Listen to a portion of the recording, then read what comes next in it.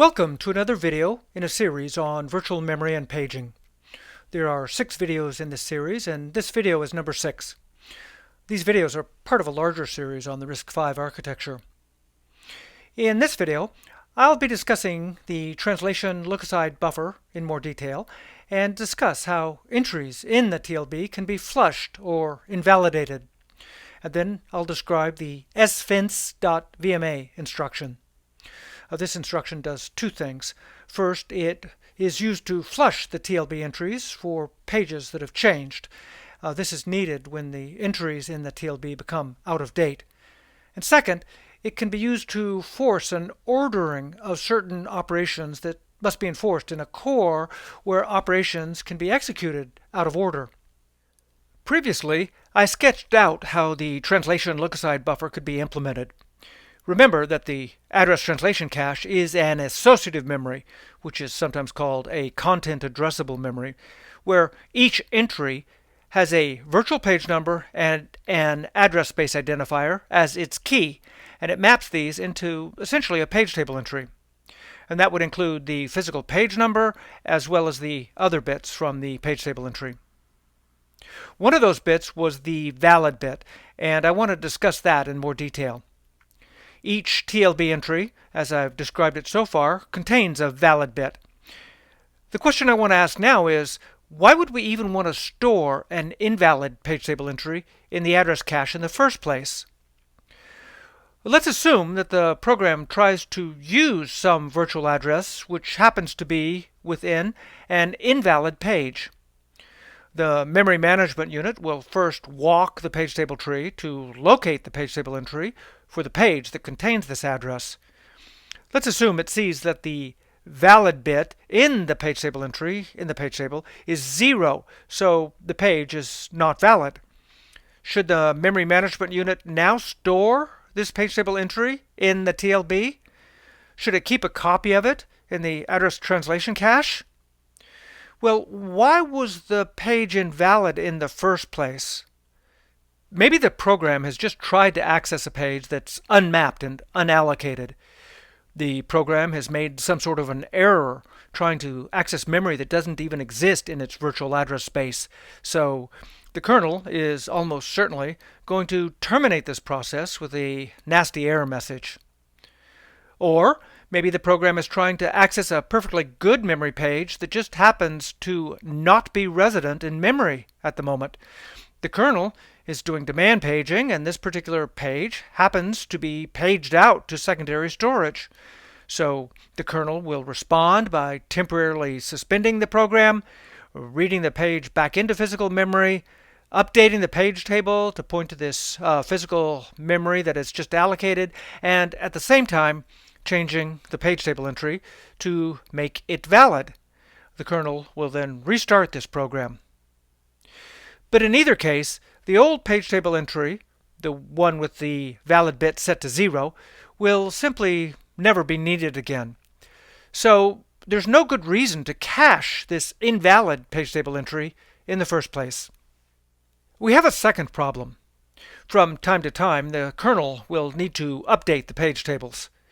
For example, new pages may be added to a virtual address space when the stack or the heap grows, and sometimes a program will return pages to the kernel that it no longer needs. Also, many contemporary operating systems allow large chunks of data to be moved between processes by moving entire pages from one address space into another address space. To perform these actions, the kernel can update a page table by using store instructions to modify various page table entries in the page table. But the TLB cache might contain older versions of the entry that the kernel is modifying, and these would now be out of date and incorrect. The kernel needs a way to invalidate an old TLB entry. Essentially, it needs a way to get rid of an obsolete entry in the TLB. Previously, I didn't really dwell on the valid bit in the TLB entries. The way this is going to work is that the valid bit will mean something different and be used in a slightly different way. The valid bit in a page table entry in the page tree tells whether the page is OK or whether the memory management unit needs to cause a page fault. But with TLB entries, this bit will mean something completely different. It'll tell whether the TLB entry is empty or in use. In other words, is the slot in the cache occupied with a usable entry, or is it free and available to hold a new entry? So, to repeat, the V, or valid bit, in the page table means that the page is valid, while the bit in the TLB means the entry in the TLB is valid. And these are two distinct things. So while these bits might both be called valid, this is definitely confusing. So I prefer to change the name of the bit in the TLB. Let's not call it a valid bit. Let's change it from V to N. The N bit in a TLB entry will be set to 1 when the entry itself is in use.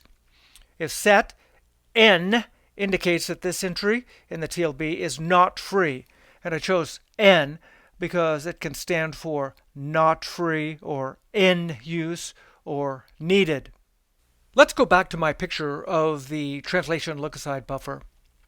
This is the associative memory using the address space identifier and the virtual page number as the search keys. Each entry contains roughly a page table entry with the physical page number and the bits that I've shown here.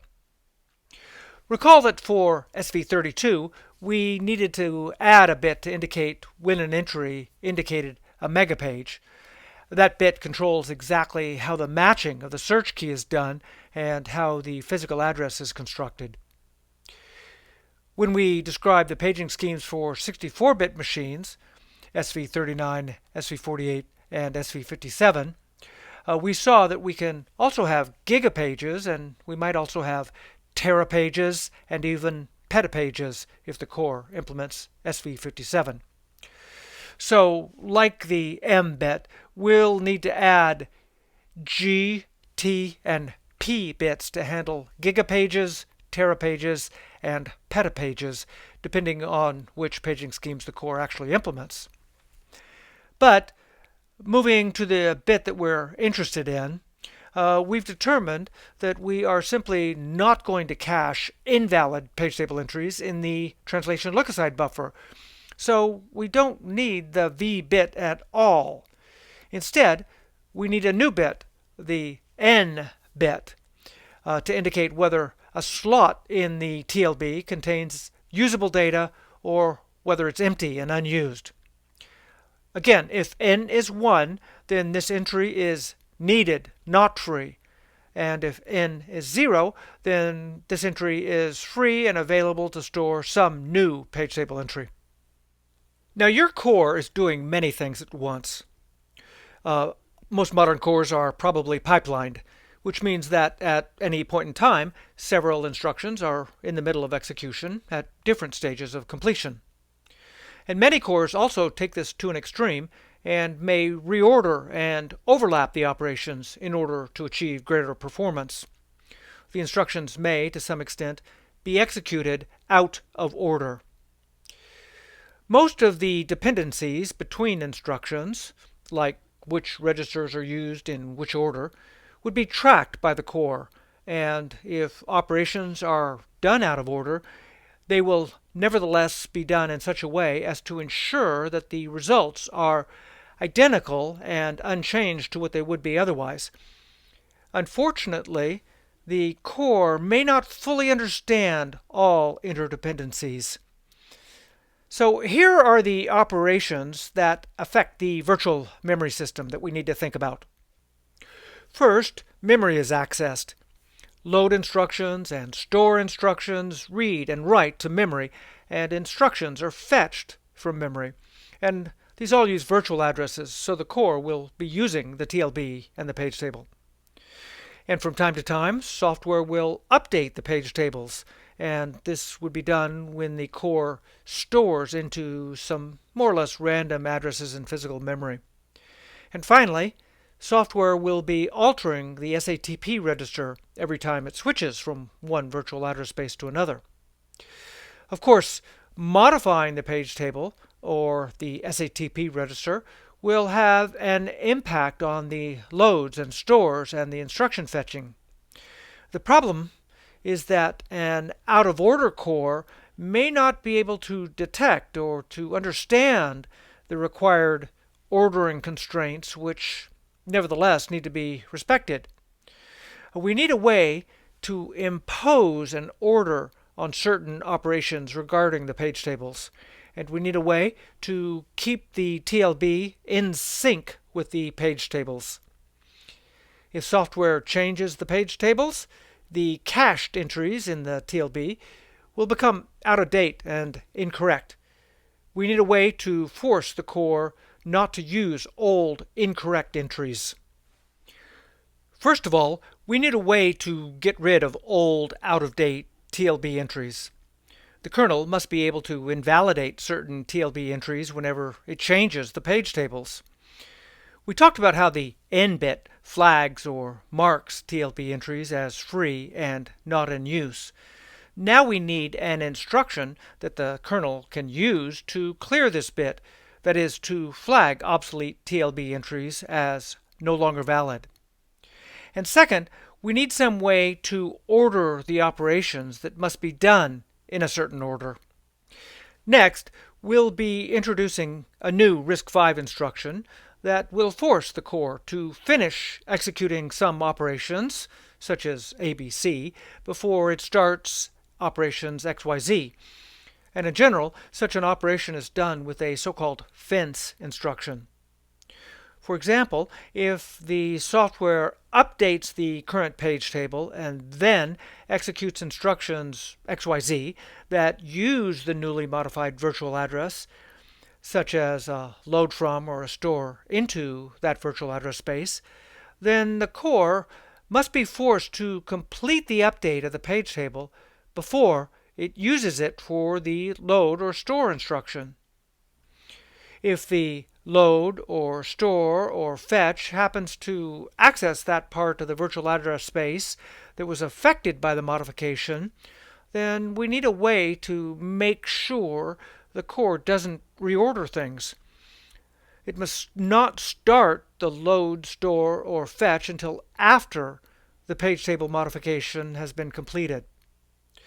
Likewise, if the software executes instructions ABC that make use of the current page table, and then it modifies the page table, we need to make sure that the core actually respects the order that the software tried to do these things in. If the code issues a load, store, or fetch from some page in the virtual address space, and then subsequently the page table entry of that page in the page table is modified, or maybe we switch to a completely different page table by modifying SATP, those earlier operations have to be completed first. The core has to wait to finish certain operations before starting other operations. With Risc-V, we have one single instruction that will take care of both of these tasks, invalidating the TLB entries and forcing order. And this instruction is called the sfence.vma instruction. The opcode happens to contain a period here. This is part of the spelling. The dot is treated just like an underscore. It's just another letter in the name of the instruction, no different from the other letters. No spaces would be allowed within the instruction opcode name. Frankly, I would have preferred it if Risc-V had used underscores instead of periods for this sort of thing, since that's what's done in other programming languages like C, but they didn't ask me. Also, it's important not to forget the .vma part. There's also an instruction named just sfence, but that's a different instruction. Here's the form of how this Risc-V machine instruction would be written in assembly code. It takes two operands, which must be register names. The first register will contain a virtual address, and the second will contain an address space identifier.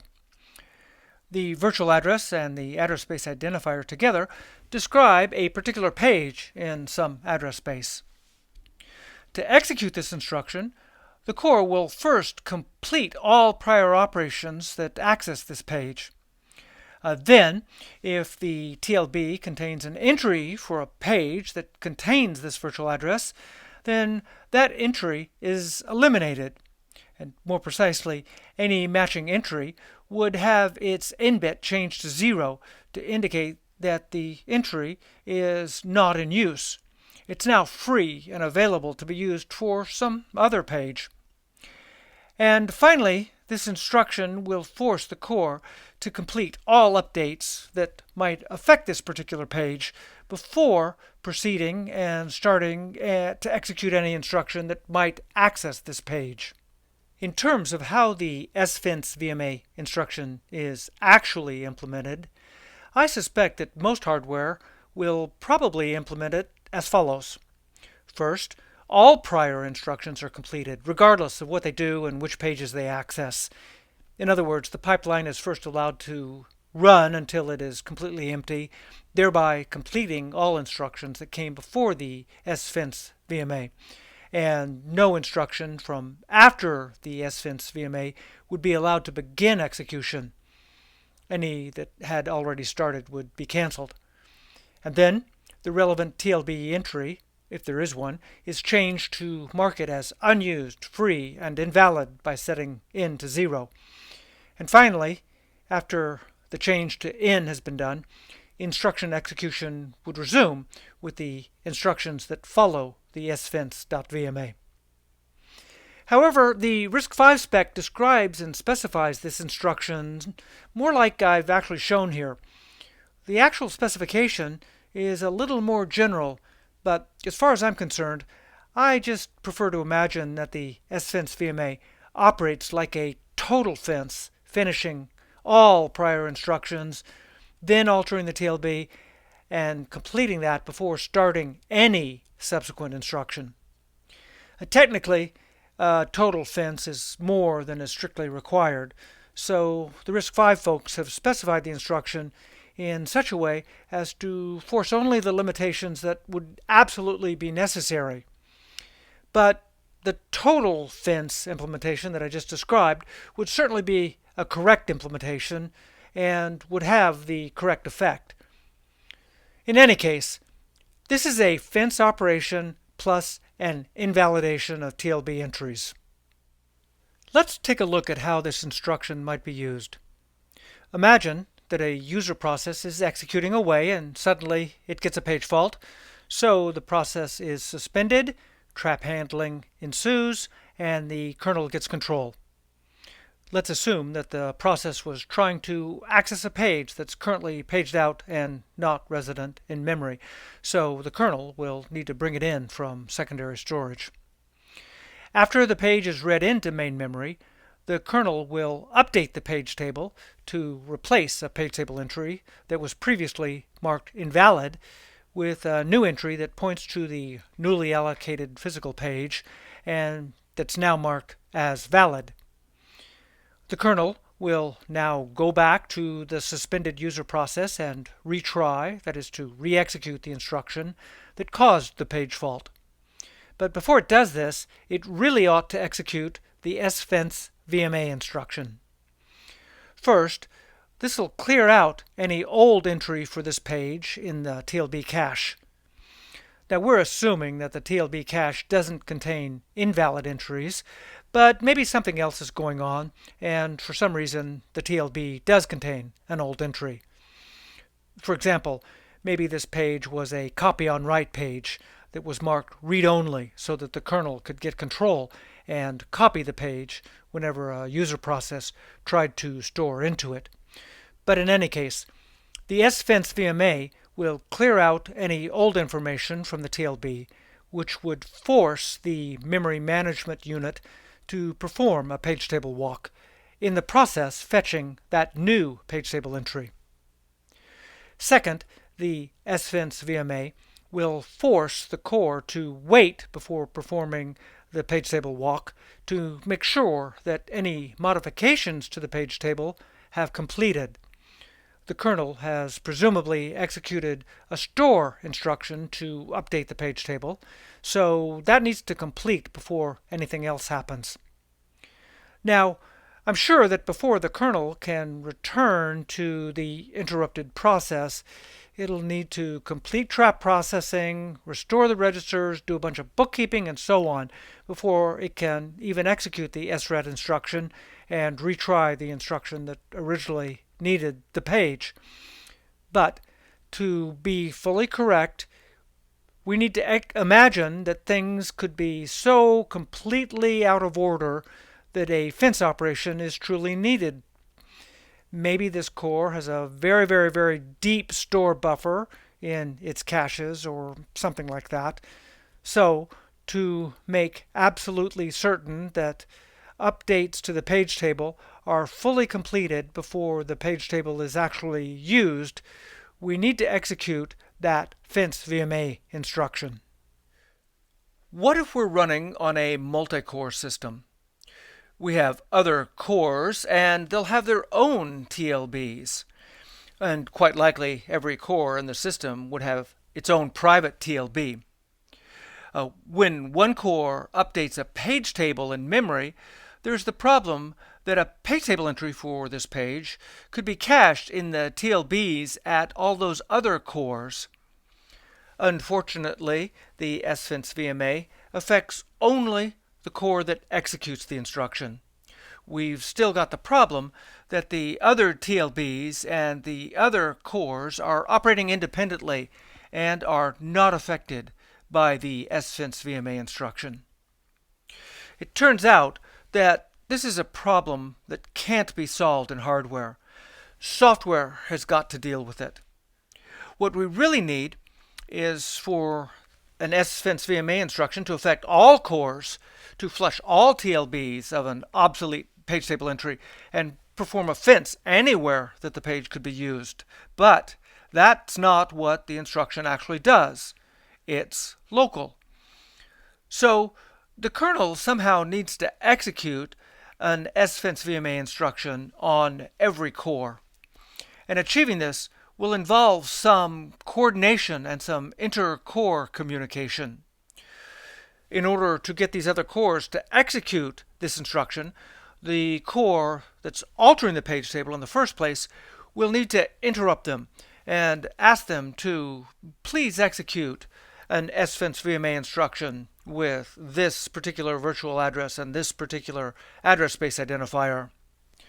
This is what's called a TLB shootdown. In other videos, I described the software interrupt mechanism, and in my opinion, this seems ideal for implementing a TLB shootdown, but I don't want to get into kernel operations and operating system issues in this video. One thing to point out is that, at least as far as I've described sfence.vma so far, only one address space is affected. But imagine that the TLB happens to contain an entry for the virtual page that's indicated by the address in register 1 that has its global bit set. That TLB entry could be used by the memory management unit regardless of whatever address space identifier the entry happened to contain. So sfence.vma, as I've described it so far, wouldn't necessarily get rid of a global entry that could end up being used for this virtual page. Fortunately, there's a variation of the instruction, shown here, which would do the trick. This would be used for global pages. If the second operand is x0, as shown here, then all address spaces are affected, and any entry in the TLB for this particular page will be removed. Remember that with Risc-V, the x0 register is the so-called 0 register, which is hardwired to 0. You've got to use that register in particular for the address space identifier argument, and not just a register containing 0, since that would just direct the instruction to page table entries for address space number 0.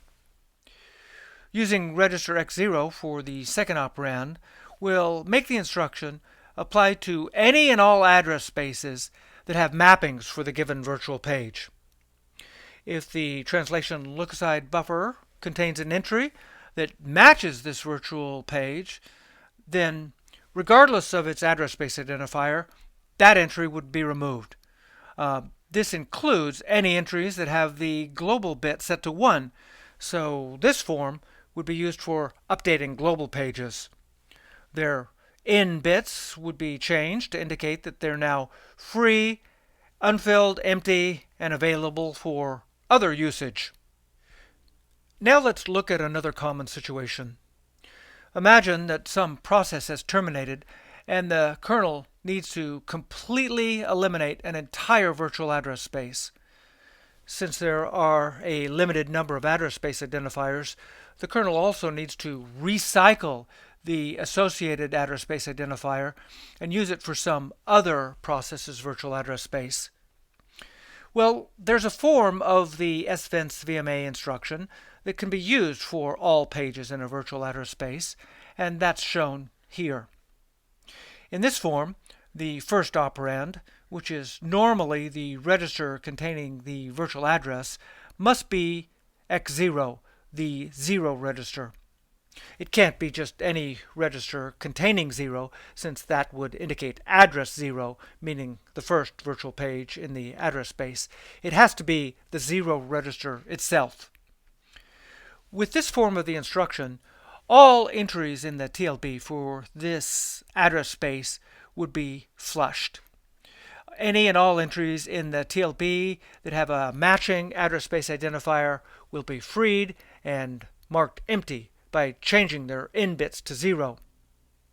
So when a virtual address space is destroyed, the kernel will execute an instruction like this. This will eliminate from the TLB any entries associated with this address space identifier. Of course, the instruction will also perform the fence function. So the instruction forces any previous references involving this address space identifier to finish up, and it delays any future references to any new address space that happens to use this same address space identifier. Finally, you might ask what happens if both operands happen to be X0, the 0 register. Well, this would cause a complete flushing of the entire translation Lookaside buffer. Every entry in the TLB would be eliminated. All in bits would be changed to 0 to make the entire TLB empty and all entries free and available for future use. I don't think the kernel would need to do this very often, but it would probably be needed at startup. When the system is booted or when a system reset is performed, it might be a good idea to make sure that the TLB doesn't pick up some random data. It needs to be properly initialized, and executing this form of the sfence.vma instruction would do the trick. Okay, that concludes this set of 6 videos on virtual memory and paging. If you have made it all the way to this point, then let me congratulate you on your perseverance. Hopefully, you now understand how Risc-V supports the kernel's implementation of virtual memory. And if not, then relax. There was a lot here. Take a breather. And after you've had a chance to reset yourself, why not just watch all these videos all over again? That would really help burn this knowledge into your brain. But even if you move on to other stuff, let me close by saying thank you very much for watching these videos. I really, truly hope you learned something here. And finally, please like, subscribe, share, and comment if you'd like to show your approval of this sort of YouTube content. Thanks again for watching.